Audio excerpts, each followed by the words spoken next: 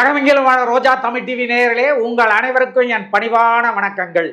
இன்றைக்கு நம்முடைய நேரலையில் கலந்து கொள்வதற்காக அகஸ்திய ஜீவநாடி ஜோதிடர் பாபு அவர்கள் வந்திருக்காங்க. உங்களை சந்திப்போம். வாங்க சார். வணக்கம். வணக்கம். வணக்கம் ரோஜா டிவி நேயர்களும் கொரோனா கொரியர்ஸ்லையும். இன்னைக்கு அகஸ்தியர் என்ன சொல்றாரு பார்ப்போம். சார், ஒரு ஜப்பானுடைய தொழிலதிபர் ஒருத்தர் எனக்கு சந்திக்கிறதுக்கு வாய்ப்பு கிடைச்சிது.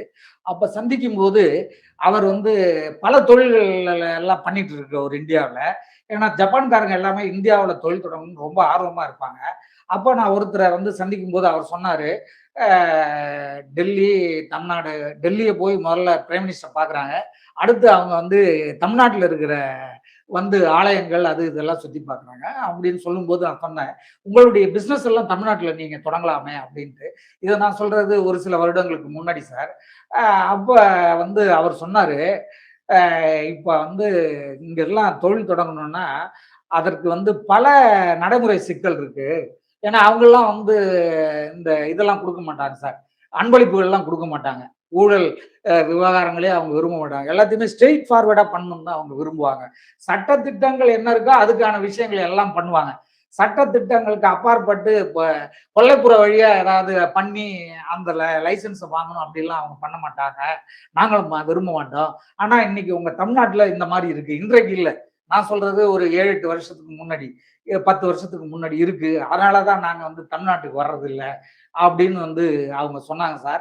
அந்த மாதிரியான சூழ்நிலை எல்லாம் இப்போ மாறுமா சார்? ஏன்னா ஆந்திராவுக்கு நிறைய தொழில்கள் போயிட்டு இருக்கு. அதுக்கு காரணம் ஆந்திராவினுடைய முதலமைச்சர் சந்திரபாபு நாயுடுவே சிங்கப்பூர்ல ஒரு டீம் அனுப்பிச்சு உட்கார வச்சு ஜப்பான்காரங்களை அங்க வர வச்சு சந்திச்சு பல தொழில்களை அவர் அங்க கொண்டுட்டு போறாரு. இந்த மாதிரியான ஒரு சூழ்நிலை தமிழ்நாட்டிலும் வருமா சார்?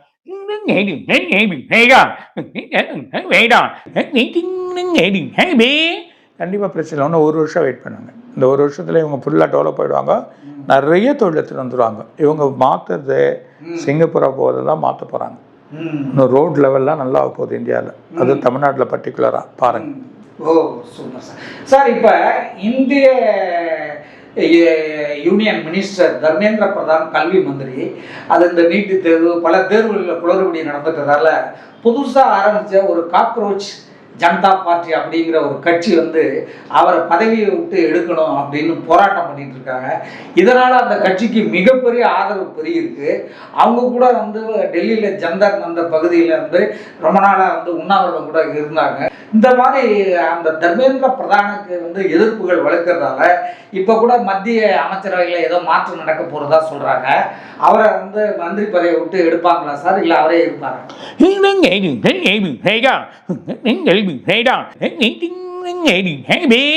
கண்டிப்பாக அவர் மாற்றுவாங்க. அவர் கண்டிப்பாக 100% எடுத்துருவாங்க. இன்னும் 2 பேர் முக்கிய பொறுப்பில் இருக்கவங்களையும் மாற்றுவாங்க. அது ஒரு பொசிஷன் வரப்போகுது.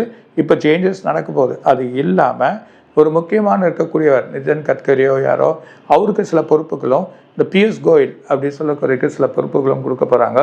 சில மாற்றத்தை சென்ட்ரல் கவர்மெண்ட் மாற்ற தான் போகுது. அப்போது இன்னும் நல்ல வழிகள் கிடைக்கும், இன்னும் நல்ல ஒரு மாற்றங்களை ஏற்படுத்தும். இந்த விஷயங்களை ஃபுல்லாக கண்ட்ரோல் எடுத்துன்னு வரதுக்கான வாய்ப்புகள் இருக்குது. ஓ ரொம்ப இருக்கும் சார்.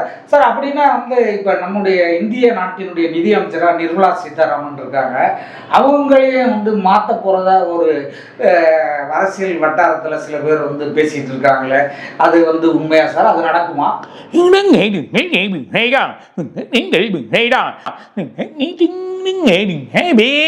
அதாவது சில ஆளுங்க, சில அரசியல்வாதிகள், சில வேலைகள் நடக்காத காரணத்தினால் அந்த அம்மாவை மாற்றணுன்ற ஒரு எண்ணத்தில் சொல்கிறாங்க. ஆனால் அந்த அம்மா மாற்றக்கூடிய நிலைமைகள் ஒரு புள்ளியில் இருக்குது. அப்படி இல்லைன்னா அதே தான் வழி வரும். அப்படியே மாற்றினாலும் பெரிய பொறுப்பு தான். ஆனால் மாற்றக்கூடிய நிலைமை அந்த மாதிரி இருந்தால் தான் அது வழி நடக்கும். ஏன்னா அவ்வளோ கண்ட்ரோலாக இருக்காங்க. அவ்வளோ கண்ட்ரோல் வழி பண்ணுறது இது வரைக்கும் யாரும் இல்லை. அந்த அம்மா ஒன்றி தான் அந்த அளவுக்கு பண்ணுறாங்க. ஸோ அது கண்டிப்பாக அவ்வளோ சீரியத்தில் மாற்ற மாட்டாங்க. ஒரு புள்ளி இழை அது மாறி திரும்பி அங்கே தான் வருவாங்க. அதுதான் நடக்குமே தவிர சான்சஸ். ஆமாம், மகிழ்ச்சி சார். சார், அப்புறம் இப்போ பார்த்தீங்கன்னா பஞ்சாப்ல அடுத்த ஆண்டு பிப்ரவரி மாதம் தேர்தல் நடக்க போகுது சார். இந்த மாதிரி ஒரு நிலைமையில காங்கிரஸ் கட்சி தலைவராக மீண்டும் அங்கே அமர்தர் சிங் என்பவரையே வந்து ராகுல் காந்தி நியமிச்சிட்டார் சார். இது பல கட்சி தலைவர்களுக்கு, காங்கிரஸ் கட்சி தலைவர்களுக்கு பிடிக்கல சார். இந்த சூழ்நிலையில் காங்கிரஸ் எம்பியும் முன்னாள் துணை முதல்வருமான சுர்ஜிந்தர் சிங் ராந்தவா மத்திய உள்துறை அமைச்சரை சந்திச்சிருக்கார் சார். தமிழ்நாட்டு எம்எல்ஏக்களை போல தொடர்ச்சியா ராஜினாமா செய்வதை போல, இங்குள்ள அமைச்சர்கள் தொடர்ச்சியா முன்னாள் அமைச்சர்கள் ராஜினாமா செய்வதை போல, பஞ்சாபிலும் தேர்தலுக்கு முன்னாடி காங்கிரஸ்ல இருக்கிறவங்க கட்சி முன்னாள் எம்எல்ஏ, முன்னாள் மந்திரிகள், இப்ப இருக்கிற எம்எல்ஏக்கெல்லாம் ராஜினாமா செஞ்சுட்டு வேற கட்சிக்கு போவாங்களா சார்?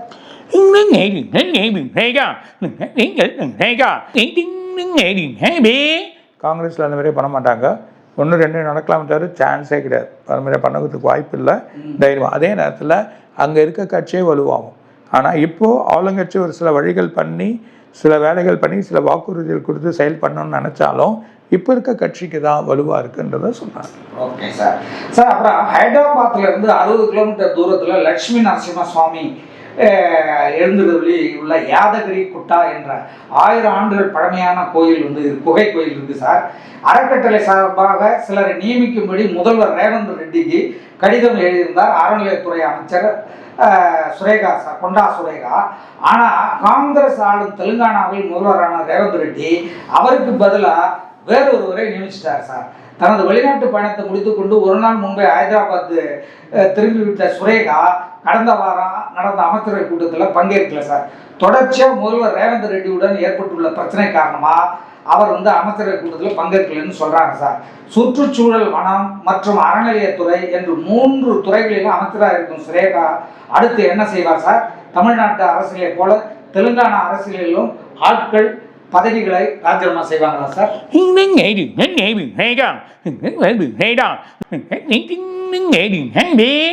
கண்டிப்பாக ஒருத்தர் வந்து ராஜினாமா பண்ணுறதுக்கான வாய்ப்பு இருக்குது. அது இல்லாமல் இந்த கோவில் விஷயத்துக்கு வழி பண்ணிவிடுவாங்க. அது செயல்பாட்டில் வந்துடும். வேற ஒருத்தர் புதுசாக நியமிக்க போகிறாங்க.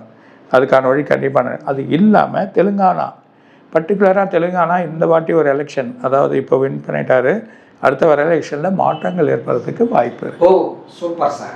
சார், இப்போ வந்து பார்த்தீங்கன்னா நம்ம தமிழ்நாட்டில் தாவேகா எம்எல்ஏங்களை வந்து கட்சி மாற்றுறதுக்காக பேரம் பேசியதாக முன்னாள் அமைச்சர் செந்தில் பாலாஜிக்கோ அவருடைய தம்பி அசோக்குக்கோ சம்மந்தம் இருந்தது. அதனால் ஒரு வழக்குக்கு ஆஜராக சொல்லி போலீஸார் வந்து அவங்களுக்கு சம்மன் அளிச்சிருக்காங்க. இந்த வழக்கில் ஏதேனும் மாற்றம் ஏற்படுமா? நாளைக்கு அவங்க ஆஜராவாங்களா? இதனால் முன்னாள் அமைச்சர்களுக்கு ஏதாவது ஆபத்து முன்னாள் அமைச்சர் செந்தில் பாலாஜிக்கு ஆபத்து ஏற்படுமா?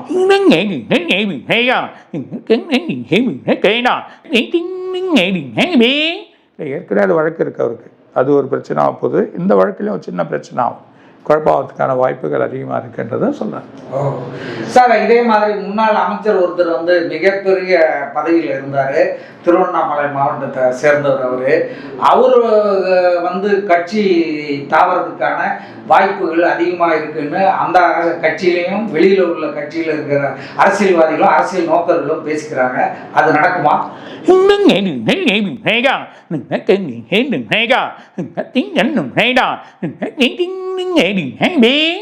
நடக்கவே நடக்காது சார். இப்ப பாத்தீங்கன்னா உலகம் முழுவதும் வந்து டீசல் விலை 40% உயர்ந்துருச்சு சார்.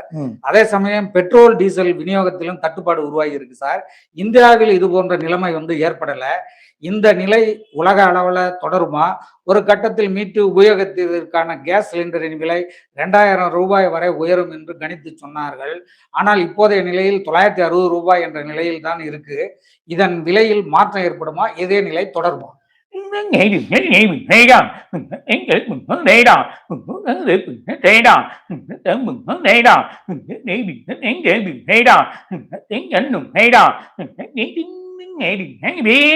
போர் பதட்டம் அடுத்த மாதம் ரொம்ப வீரியமாக இருக்குது. அப்படி ஆயிடுச்சுன்னா இந்த அடுத்த மாதம் சில வழிகள் ஏறத்துக்கு வாய்ப்பு இருக்குது. கண்டிப்பாக கேஸ் சிலிண்டர் ஏறத்துக்கு வாய்ப்பு. 9ஆம் மாதம் தான் தெரியும் எக்கனாமிக்கோட ப்ராப்ளங்கள் வரப்போகுது. அப்போது நிறைய ஏறும். ஓ சார், இப்போ ஜோதிடத்தில் வந்து பல விஷயங்கள் நடந்துட்டு இருக்கு. இந்த பல பேர் பல இது பண்ணிட்டு இருக்கிறாங்க. பேய் ஓட்டுறது, மாந்திரிகம், அது இதுன்ட்டு.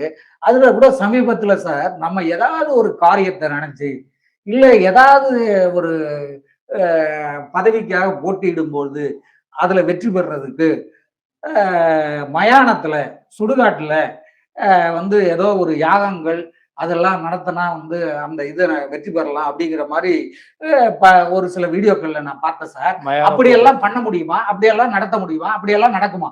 மயான பூஜைகள் எல்லாம் அத பத்தி என்னன்னு சொல்லுங்க சார்.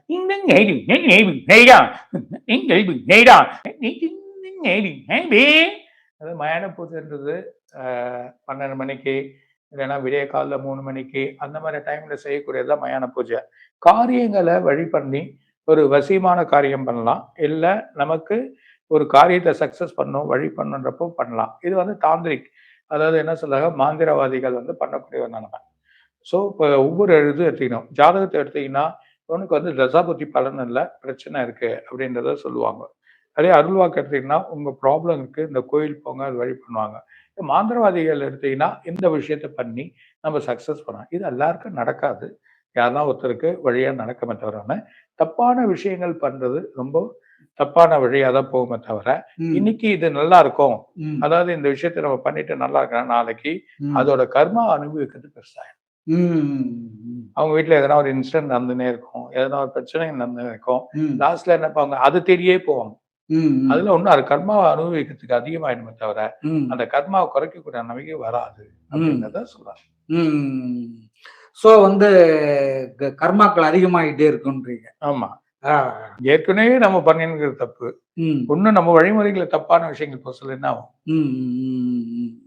ஆனா சில விஷயங்கள் சரியாம போறாங்க மக்கள், அதுல எதுவுமே அது மாட்டின்னு தான் சில பேர் தவிப்பாங்க. இன்னைக்கு அந்த மாதிரியான ஆளுங்கள் இருக்காங்களா? மாந்திரியம் பண்ற அந்த விஷயத்தை பண்ணக்கூடிய பூஜைகள், அதுக்கான கரெக்டா அது ஒரு தத்துவமா வழி பண்ணக்கூடிய ஆளுகள் இருக்காங்கன்னு தான் பார்க்கணும். அந்த மாதிரி ஆளுங்கள் இருக்காங்கன்றது எனக்கு தெரியல அப்படின்றத சொல்றாங்க. எல்லாமே இதெல்லாம் பணம் இதுவா தான் இருக்கும். சார், இப்ப கடும் வெப்ப அலை காரணமா பிரான்ஸ், நெதர்லாந்து, பெல்ஜியம் போன்ற நாடுகள்ல 3700க்கும் மேற்பட்டோர் வந்து உயிரிழந்துட்டாங்கன்னு தகவல்கள், செய்திகள் சொல்லிட்டு இருக்கு சார். ஐரோப்பா கண்டத்துல கடந்த ஜூன் 20 முதல் 28 வரையிலான காலகட்டத்தில் வரலாற்றுல இது முன்ன எப்போதும் இல்லாத வகையில் வெயில் வாட்டி உள்ளது சார். மின் தேவையும் அதிகரித்த அதே வேளையில் உற்பத்தி உட்கட்டமைப்புகள் கடுமையாக பாதிக்கப்பட்டு ஐரோப்பிய நாடுகளில் கடுமையான மின் தட்டுப்பாடு ஏற்பட்டிருக்கு சார். ஐரோப்பிய நாடுகளின் இந்த அதீத வெப்ப அலைக்கு முக்கிய காரணம் எல் நினோன்னு சொல்றாங்க சார். மனிதர்களின் கட்டுப்பாடற்ற செயல்களால் இயற்கையில் ஏற்பட்டுள்ள மாற்றங்கள் சாதாரண வேலையை கூட உயிரை எடுக்கும் ஒரு உக்கிரமான வெப்ப அலையாக மாறி உள்ளது சார். இந்த வெப்ப அலை தொடருமா? ஐரோப்பாவினுடைய பஞ்சம் எப்படி இருக்கும் அப்படின்னு சொல்லுங்க சார்.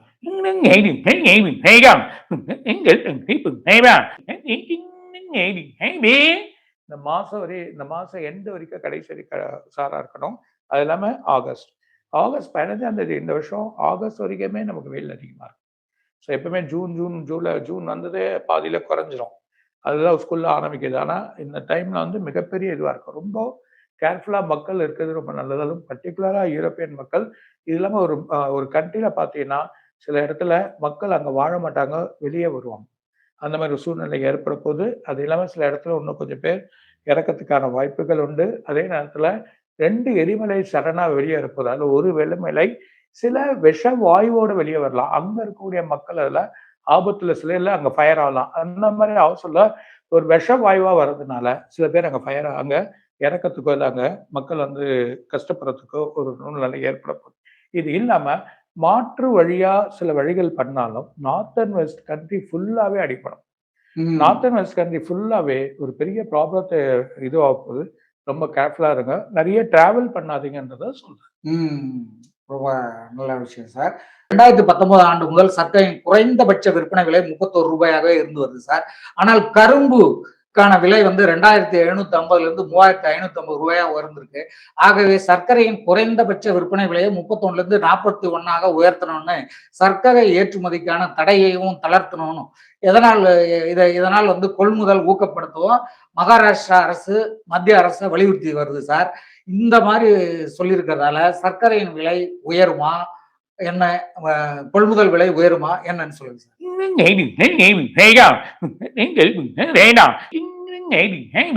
அளவுப்படி கண்டிப்பா உயரும், எந்த பிரச்சனையும் இல்லை. ஆட்டோமேட்டிக்கா உங்களுக்கு வந்து 31, 36, 37 ரூபாய்க்கு வந்துடும். சார் இந்த பெட்ரோல், டீசல் இறக்குமதி யுத்தம் காரணமா சிக்கல் ஏற்பட்ட சூழ்நிலை பெட்ரோல்ல 20% எத்தனால கலந்து அதனால் இறக்குமதி பிரச்சனையை தவிர்ப்பதற்கு மத்திய அரசாங்கம் திட்டமிட்டு வருகிறது சார். ஆனால் டீசலில் எத்தனாலை நேரடியாக கலக்க முடியாது. அதனால் எத்தனை நாளிற்கு பதிலாக எத்தனாலுக்கு பதிலா ஐசோ பியூட்டானால் அப்படிங்கிற டீசல்ல கலப்பதற்கான நடவடிக்கைகள் எடுத்துட்டு வராங்க சார். இந்த முயற்சி பலனளிக்குமா சார்? 15% ஐசோபிட்டனால் கலந்த டீசல் இந்த ஆண்டு விற்பனைக்கு வருமா சார்?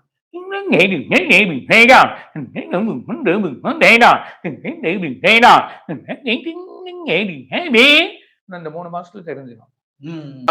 பகுதியா வலுவடைஞ்சிருக்கு சார். இதனால் அடுத்த 5 நாட்களுக்கு தமிழகத்தில் மழை பெய்யுமா சார்? சென்னையில வந்து மழை பெய்வதற்கான வாய்ப்பு இருக்கா? 11ஆம்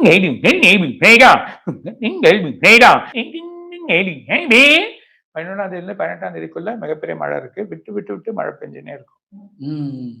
ரொம்ப சிறப்பு சார். சார் இந்தியாவில் வந்து ஓராண்டுக்கு 4 கோடி டன் பெட்ரோல் பயன்படுது. இந்தியாவில் பெரும்பாலும் கச்சா எண்ணெய் ஏற்றுமதி மூலமாக பெட்ரோல் பயன்பாட்டுக்கு வருது சார். கடந்த 2013ஆம் ஆண்டு முதல் நம்முடைய பெட்ரோல்ல எத்தனால் கலப்பு 1.5% இருந்தது. தற்போது வந்து உலகளவு பெட்ரோல் தட்டுப்பாட்டு பிறகு 20% உயர்த்தப்பட்டது. இதனால் வாகனத்திற்கான மைலேஜ் குறைந்தபட்சம் 7.5% குறையும். வாகனங்களின் இன்ஜின்களின் ஆயுளும் வந்து குறையும் என்றெல்லாம் பொதுமக்களுடைய மக்களிடம் ஒரு அச்ச நிலை வருது சார். உலக அளவில் பல நாடுகளில் எத்தனால் கலப்பு சதவீதம் தொடர்ச்சியாக அதிகரித்து கொண்டுதான் வருது. பிரேசில் போன்ற நாடுகளில் 27% இருந்த எத்தனால் கலப்பு இப்போது வந்து 35% உயர்த்தப்பட்டிருக்கு சார். பெட்ரோல் கச்சா மூலப்பொருட்கள் இறக்குமதி செய்வதை தவிர்ப்பதால் நம்முடைய அந்நிய செலவாணி அதிகரிக்குது சார். 4 லிட்டர் தண்ணீரில் இருந்து அரிசி, கோதுமை போன்ற தானியங்களை கொண்டு தயாரிக்கப்படும் 1 லிட்டர் எத்தனால் 20% பெட்ரோல் கலப்பதால் பெட்ரோலின் விலை குறையுமா சார்?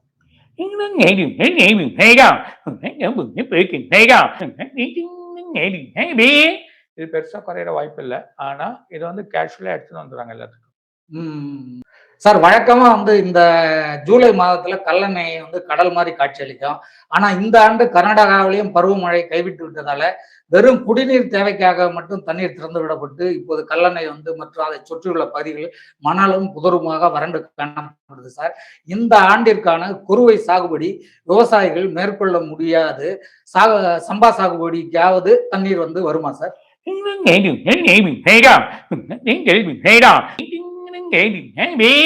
பெரிய ஆர்ப்பாட்டம் இருக்கு, ஒரு குழப்பம் இருக்கு. ஓரளவுக்கு திறந்து விடுவாங்க. ஆனா இந்த தடவை வறட்சி தான். தமிழ்நாடு கொஞ்சம் வறட்சியில் தான் இருக்கு. மழை பெஞ்ச வறட்சி ஆகும்ன்றத சொல்றாங்க. சார் நான் இப்ப சமீபத்துல இன்னைக்கு காலையில ஒரு செய்தி வந்து தமிழ்நாட்டுல கேள்விப்பட்டேன். 2 மருத்துவ கல்லூரிகளுக்கு வந்து தமிழ்நாடு அரசு வந்து அனுமதி கொடுத்திருக்கு சார்.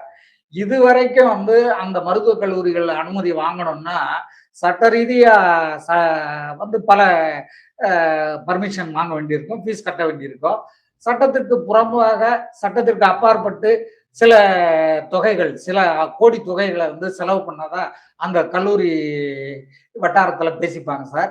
ஆனா இந்த அரசு எந்தவித அந்த கொள்ளைப்புறமான செலவுகளும் இன்றி நேரடியா இந்த 2 மருத்துவக் கல்லூரிகளுக்கு அனுமதி வழங்கினதா அந்த கல்லூரி உரிமையாளர்கள் வட்டாரத்துல பேசிக்கிட்டாங்க சார்.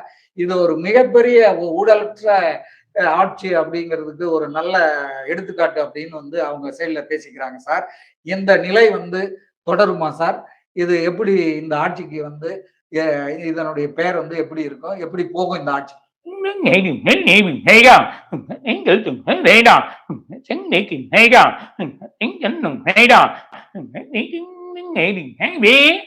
நிறைய வழிகள், சில வழிகள் பண்ண போறாங்க. நல்லது நடக்கும். இந்த ஆட்சி தொடரும், வழியும் நடக்கும். சார் இப்ப இவங்க வந்து ஒரு நல்ல ஆட்சியை பண்ணணும், சுத்தமான ஆட்சியை பண்ணணும்னு சொல்லிட்டு வந்திருக்காங்க. ஆனா இவங்க கட்சியில போய் சேர்ந்திருக்கிறவங்க மீதெல்லாம் வந்து ஊழல் குற்றச்சாட்டுகள் நிறைய இருக்கு. அவங்களுக்கு பல்லாயிரம் கோடி கணக்கான ரூபாய்க்கான தொழில்கள் இருக்கு. அதெல்லாம் காப்பாத்திக்கிறதுக்காக தான் அந்த ஆளுங்கட்சிக்கு போய் சேர்றாங்க அப்படின்னு வந்து வெளியில பேசிக்கிறாங்க சார். அப்படி அவங்களுக்கு வந்து ஆளுங்கட்சி சலுகைகள் செய்தால் இப்ப பண்ணிட்டு இருக்கிற இந்த ஆட்சிக்கான விஜய்க்கு இருக்கும் பெயரு வந்து குறையறதுக்கு வாய்ப்பு இருக்குமே சார். இது எப்படி நடக்கும், இது எப்படி போகும்?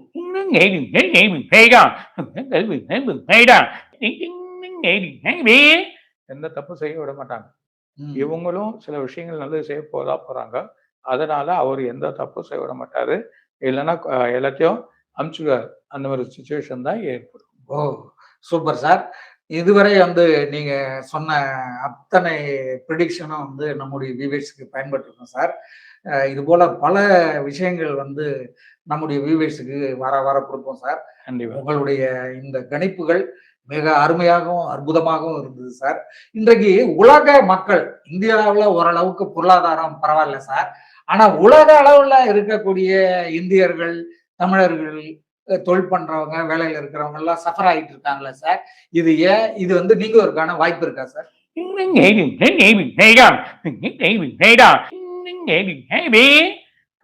தொழில் பண்ணவங்க பரவாயில்ல, ஓரளவுக்கு வழி வந்துடலாம். சில தொழில்கள் அடிபட்டோம், சில பிரச்சனைகள் ஏற்படுது. வேலை வாய்ப்புகள் திண்டாட்டம் வெளிநாட்டில் இருக்கவங்களுக்கு பிரச்சனை ஆகுது. பர்டிகுலரா பேங்க், வெளிநாட்டு பேங்க், வெளிநாட்டுல ஐடி செக்டார்ஸ் பெரிய பிரச்சனை. ஏஐல ஒண்ணு வருது. அட்வான்ஸ் டெக்னாலஜி ஆஃப் ஏஐ 1 இல்லைன்னா ஏஐ 1, ஏஐ 2ன்ற மாதிரியா ஒரு வழி எடுத்துன்னு வர்றாங்க. அது பயங்கரமா வேலை செய்யும். அதுவே தன்னோட வேலையை செஞ்சு அதுவே அமுச்சு வைக்கும். அந்த மாதிரி ஒரு நிலைமை எடுத்துட்டு வந்துருப்பாங்க. இப்ப ஐடில இருக்கவங்க ரொம்ப கேர்ஃபுல்லா இருக்கிறது நல்லது. இல்ல ஏஐ பத்தி படிச்சு, இல்ல ஏஐ 1 பத்தி படிச்சு அட்வான்ஸ் பண்ணி திரும்ப அதுக்கு அவங்க செயல்பாட்டுக்கு யூஸ் பண்றவங்களா ஆயிடணும். அந்த மாதிரி ஒரு நிலைமை வந்ததுன்னா நல்லது. இன்னும் நிறைய பேரு, பலாயிரம் பேரை வேலை விட்டு எடுக்கிறதுக்கு வாய்ப்பு இருக்குன்றத சொல்லலாம். ம். சார், இப்ப இந்த இலங்கையில ஆட்சி மாற்றம் வந்த பிறகு தமிழர்களுடைய நிலை வந்து எப்படி போயிட்டு இருக்குங்கிறது நீங்க பார்த்திருப்பீங்க. இன்னும் வந்து இதுக்கான தமிழர்களுடைய வாழ்க்கை தரம் இலங்கையில முன்னேற்றம் அடையுமா சார்?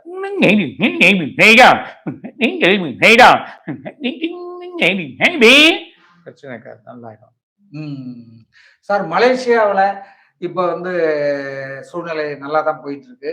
எதிர்காலத்தையும் அங்குள்ள நம்ம தமிழர்கள், இந்தியர்களுக்கு வாழ்வாதாரங்கள், இது வேலை வாய்ப்புகள் இதெல்லாம் எப்படி இருக்கும்? நல்லா இருக்குமா சார்?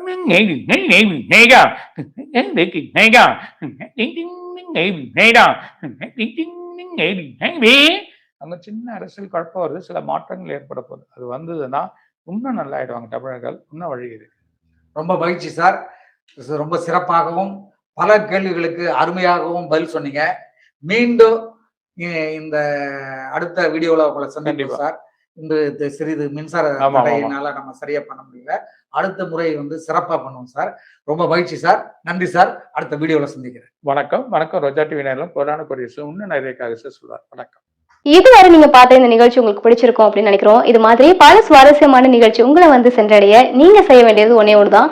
ரோஜா தமிழ் டிவியை லைக் பண்ணுங்க, ஷேர் பண்ணுங்க, கமெண்ட் பண்ணுங்க, சப்ஸ்கிரைப் பண்ண மறந்துடாதீங்க. அது மட்டும் இல்லாம எங்களோட செய்திகள் உங்களை வந்து உடனுக்குடன் வந்து அடைய நீங்க செய்ய வேண்டியது ஒன்னே ஒண்ணுதான். பெல் பட்டனை கிளிக் பண்ண மறந்துடாதீங்க.